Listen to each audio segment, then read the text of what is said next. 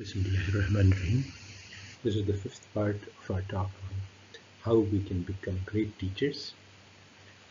Great teachers shape the lives of their students. They change their lives by changing their sense of identity and changing their sense of purpose. This is the huge contrast between a Western and an Islamic education. The Islamic education teaches us how to become a human being. The Western teacher teaches a student how he can become a human resource.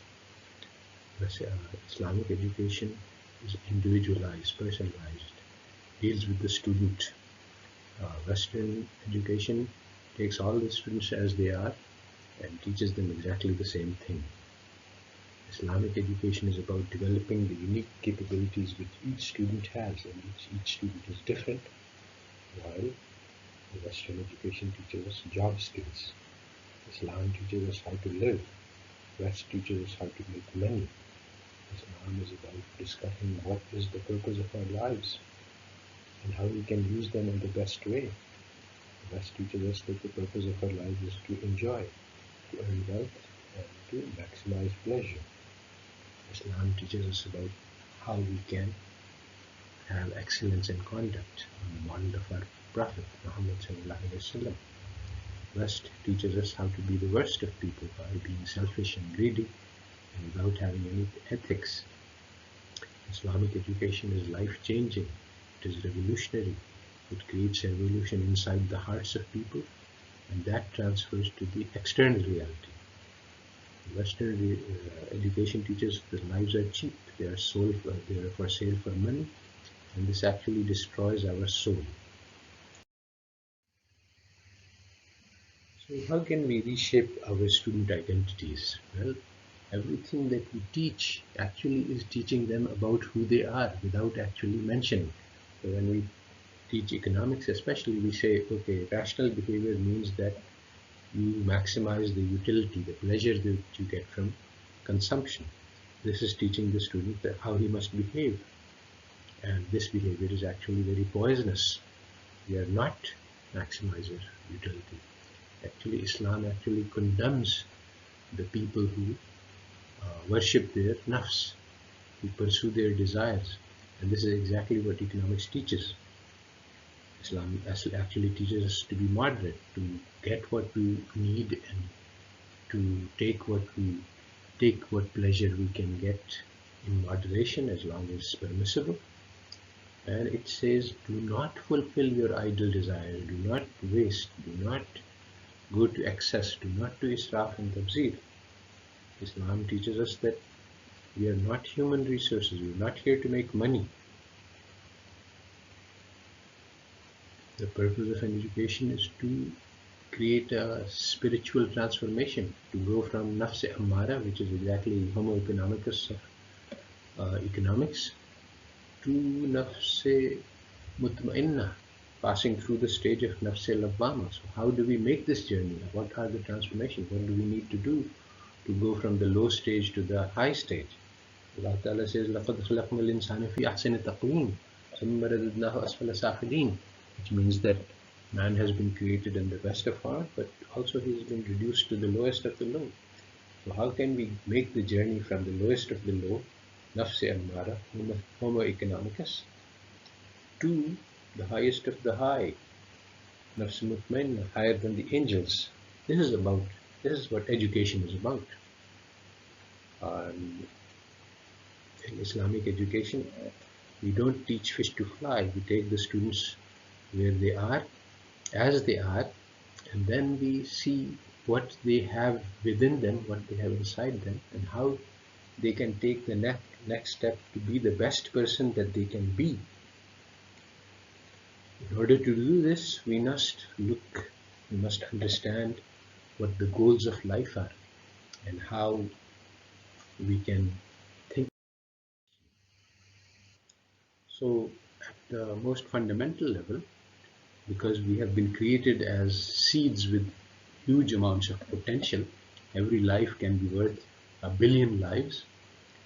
The question is, how can we realize that potential? How can we become the best of creation?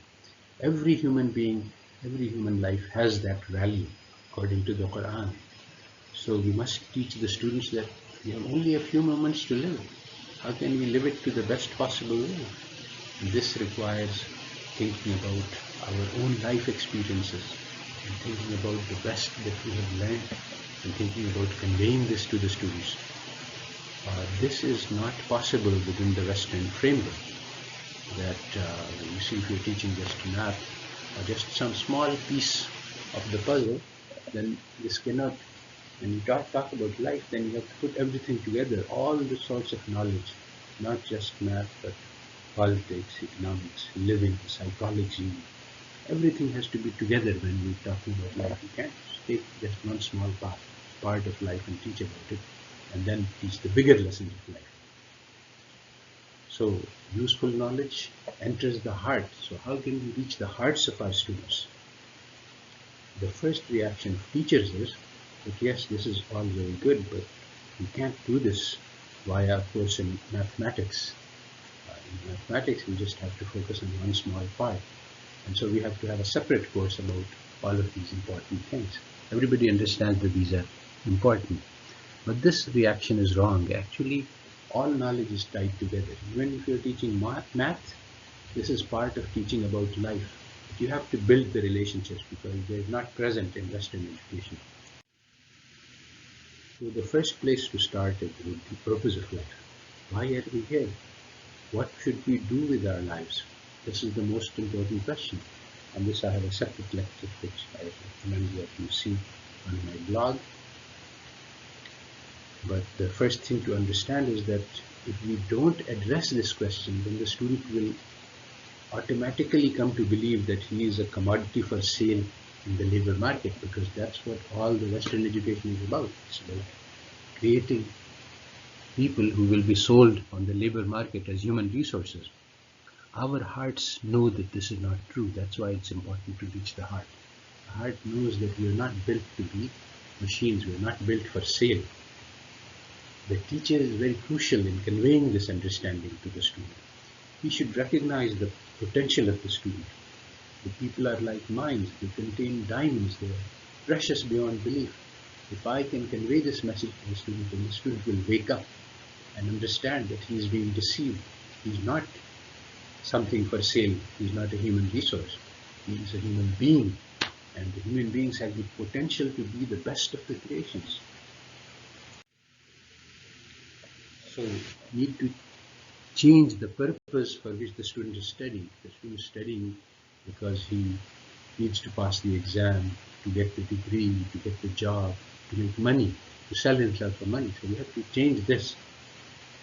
We ask the students to say that whatever knowledge that I acquire, I will use it for service of the creation of God. I will use it for service of humanity. And all of this must be done with the right intention, and that is from the love of God. This creates a heavy responsibility for the teacher, because if I'm going to use knowledge for the service of humanity, it has to be useful knowledge. It can't be harmful knowledge, and it can't be pure theory which has no application to life at all. So this means that we have to change the contents of what we are teaching. We have to examine what we are teaching, and we have to ask how this knowledge can be used in changing the lives of people. If the knowledge is completely irrelevant to the lives of people, then it's useless. We must understand this, and we must discard that part of the knowledge we teach which doesn't matter for human lives. And in this context, because we will also have to learn what is useful, so we use the fellow traveler model, that we are all trying to learn together, because teachers don't know what is useful knowledge. So teachers also have to learn, and the students also have to learn. We learn together. And this is the place where we can include non-Muslims in our audience, because learning about the purpose, learning about meaning, learning about bringing out hidden potentials, this is common for all human beings. Everybody wants to do that. So we can contrast this type of knowledge that great teachers teach from the Western knowledge, and the effect of the original knowledge which came to the desert Bedouin who were ignorant and backwards. This knowledge was given by God to our Prophet Muhammad ﷺ, and then by the Prophet to the companions, and the companions to the rest of the world. This led the Muslims to world leadership.